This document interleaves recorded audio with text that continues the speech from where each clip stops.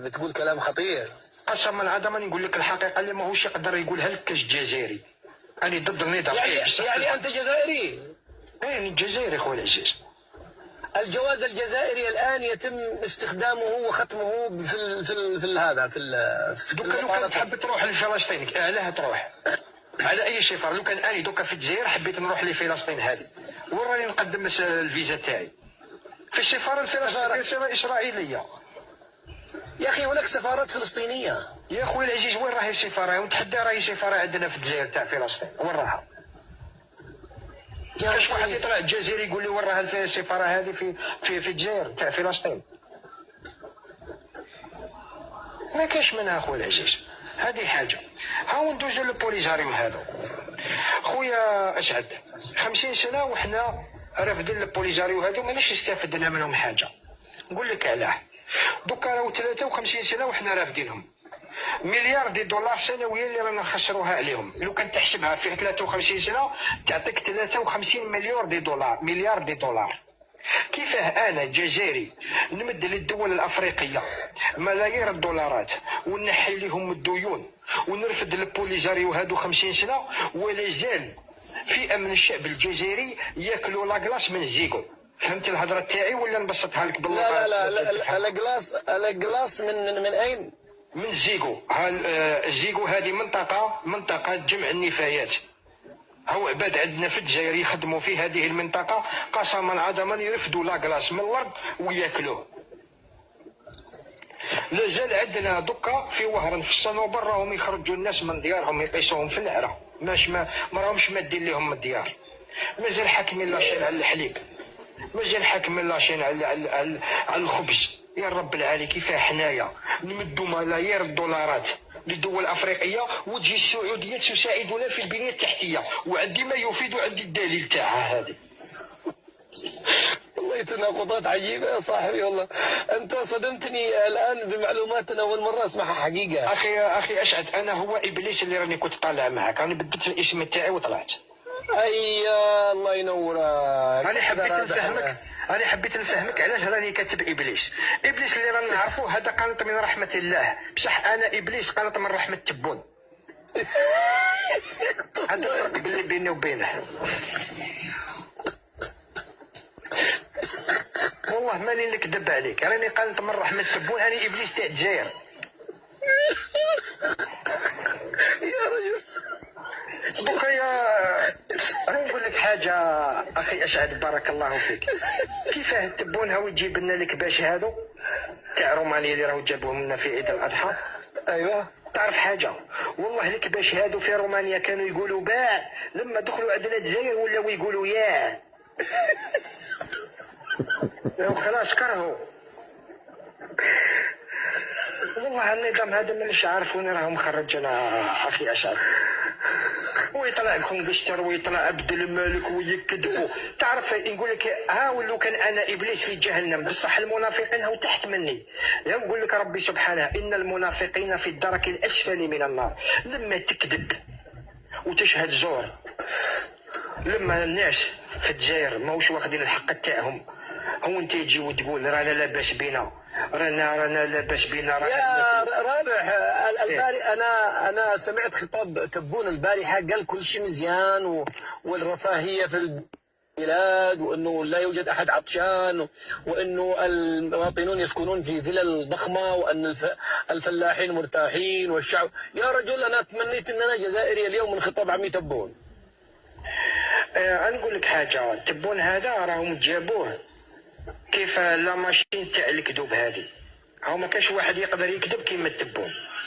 هو لما كان وزير تاع الاسكان كان يكذب او قالوا هذا اللي راه يصلح لنا في البلاد هذا اللي راه يكذب لنا على العباد تاعنا ونجيبوه نحطوه اول حاجه نقولوها ليه. هو داير هذا عمل كيما هذيك السحاره اللي راه تعطيه كلمه هو يزيد عليها 1000 كذبه.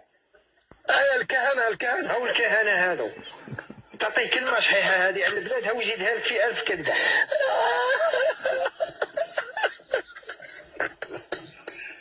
يجيني واحد يقول لي هاو التبون هاو نسقسيه نقول له مد لي الانجازات تاع التبون الداخليه في البلاد. مد لي كاش حاجه عملها من العهده الاولى تاعه ولا العهده الثانيه هاو يقول لي رجعنا رجال، على جال حنا ما كناش رجال قبل التبون، او لما جا التبون ورجعنا. هذا هو الانجاز الوحيد تاعه. ايوه، يقول انه اصبحتم لكم قيمه، اول ما كان لكم قيمه. واش القيمه اخي العزيز؟ كل البلاد كلها راهي تكرهنا. بقات لنا بورفينا كاسو، هذه الوحيده اللي راهي تحبنا. ما هي بورفينا كاسو. يا سقسيني وين راهي جات، والله ماني عارف. انطق بورفينا كاسو.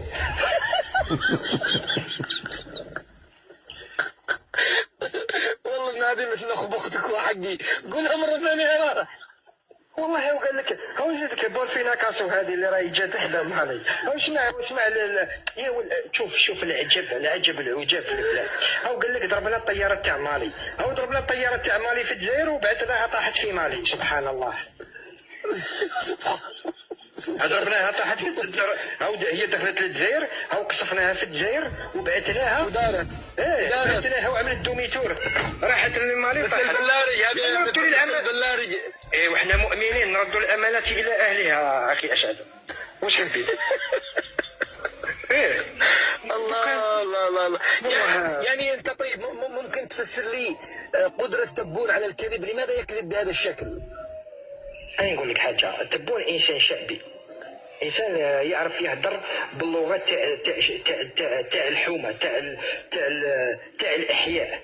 لما يحكي مع الشعب الجزائري يحكي معاه بالدارجة تاعنا نورمال. لما كان بوتفليقة ربي رحمه وينزل عليه ويجدد عليه الرحمات، على جال بوتفليقة كان رئيس للجزائر، أو يكونوا السلبيات تاعه ولا الايجابيه تاعه، بصح لما كان يحكي مع الشعب الجزائري كان يحكي معنا ويقادرنا.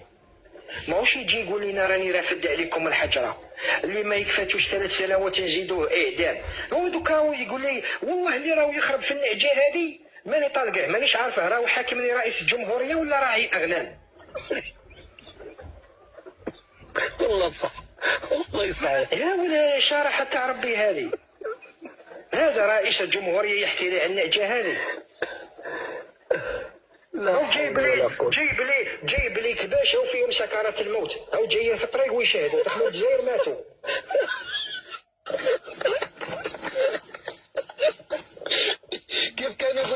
كيف كانوا يصيحوا في رومانيا الجزائر الكباش؟ والله كانوا يصيحوا في رومانيا يقولوا باع، هاو دخلوا الجزائر ولاو يقولوا يا بقطرة الزيت اللي راهم شافوا.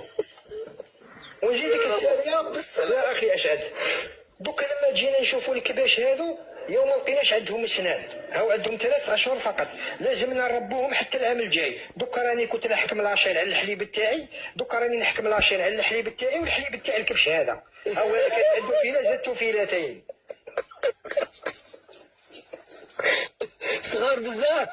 وجايب لنا نربوهم هذو، راني كنت نحكم لاشين على الحليب تاعي النهار بالكل، دوك راني نحكم لاشين حتى على الحليب تاع النعجه هذه اللي جانا نوكلها. والله مانيش عارف النظام هذا وين راهم خرجنا اخي اسعد، قسما عظما. هو البوليزاريو هذه 50 سنه حتى رجعوا لنا الرمله تاعنا كحله بمخلفات تاعهم. يا ساتر يا رب. والله والحل يا اخي ما الحل؟ يخرجوا يبعدونا، يخرجونا من البلاد اخي اسعد، هذا هو الحل الوحيد، يخرجونا من البلاد. ماني خايفين. يخرجوا ويبعدونا، ماناش حابينهم في البلاد. من هم؟ من تقصد تبون؟ لا نهضر على البوليزاريو هادو ماناش حابينهم في بلادنا. على جال يا اخي هذا شفطوكم يا رجل، شفطوكم. والله كلاونا قسما من عظما الا راهم كلاونا اخي اسعد، والله كلاونا، والله مسوا الدم تاعنا. دوك نقول لك حاجه، 6 مستشفيات اللي راهي في الرابوني 60% 60% راهي تساعد بها دوله الجزائر، 40% 40% او ساعد بها الامم المتحده. 6 مستشفيات هادو والله ما هو عندنا في الجزائر، او عندهم في البوليزاريو. واحد من البوليزاريو لما يحب يروح لاوروبا يروح معزز مكرم في كاش باخره ولا طياره. انا لما نحب نروح، انا لما حبيت نروح لاوروبا رحت في فلوكا، رحت في البوطي. الامتيازات اللي راهو عند الشخص هذا البوليزاريو في بلادي ماهوش عندي انا اللي راني جزائري في بلادي. كاش نهار سمعت البوليزاريو هذو خاصهم الماء والله خاصهم القمح ولا ما هو عندنا الاكتفاء الذاتي. يقول لك ماهوش عندنا الاكتفاء الذاتي في الجزائر، او عندنا الاكتفاء الذاتي تاع لاشين. ايش اللاشين يعني الحليب؟ لا لاشين هذا الطابور. ديال ايش؟ انت طابور طابور على ايش؟ تاع الحليب. تاع الحليب، او ميم با على الزيت، ميم با على الخبز، ميم با على السميد، ميم با.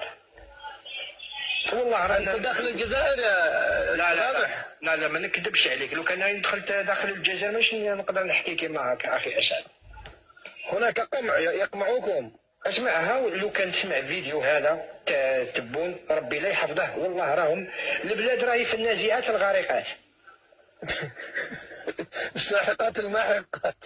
اسمعني، تبون هذا واش راهو قال بخشمه، قال لقد انتهى وقت الكلام، يعني ما راكمش تهضروا خلاص، او راني جيت دخلت على البلاد كانت فيها الهضره، دوكا ما كانش الهضره اللي راهي تفرق الجزائر، يعني اسكت ما راكش تهضر تروح الحبس.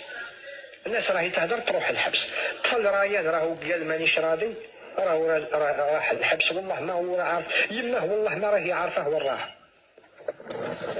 الله يا رابح، والله انك اليوم يا اخي جيت قلت كلام خطير، وانا كنا على وشك ان نحرم الجمهور من هذا الاسم، لكن شوف هذا الاسم زيان. انت ان شاء الله شوف ستكون بدل ما كنت ابليس قانط من رحمه تبون، سنجعلك رابحا باذن الله، تصبح رابحا ويصبح لك صوتا، لانه صوتك الان يعني ستعمل ضجه كبيره جدا. ستذكرني بواحد اسمه سفيان الله يذكره بالخير، هو جاء سبحان الله، شوف ممكن يطلع 50 واحد من الملمعين لتبون يسحقهم واحد مثل رابح او مثل سفيان، لانه كلمه الحق تخرج من صاحبها قويه جدا وتلقى لها اذان صاغيه. ولك المطبلين والملمعين تبون للاسف. اسمعني يا اخي اسعد، احنا الدوله تاع الشيوعيه، احنا الدوله الشيوعيه، احنا الدوله تاع شعارات، ما يحبوش الكلام الحق. هاني نقول الكلام الحق، قولوا لي مروكي او قولوا لي حركي او قولوا لي من بوركينا كاسو هذه ثاني ولا ماني عارفه وين جات، ما على باليش. بصح نقول كلام الحق وربي راهو فوق مني. دوكا لما يجي الجزائري يطلع ويحكي على المغرب هذه، كيفيك تحكي على بلادك واش راهو صاري فيها، تحكي على العباد اللي راهم يرقدوا في الاعراض دوكا، تحكي على المال اللي ما هو راهو ما كاش، تحكي على البطاله. وقال لك قال لك الجزائر اصبحت الان دوله متقدمه وفرنسا عجوز. والله يا ربي فرنسا دوكا راهي عجوزه وحنا دوله متقدمه. يا المغرب أنا مانيش نقول لك، راني نتكلم لك عن النظام، هاو ديما على جال يكون الكلام تاعي مفهوم اخي اسعد، والناس ماهوش يفهموا لي غلط يقولوا راهو ضد الشعب تاعه. انا نقول لك تحيا الجزائر وتحيا ولاد بلادي، ويسقط النظام هذا، النظام الظالم، هذا نظام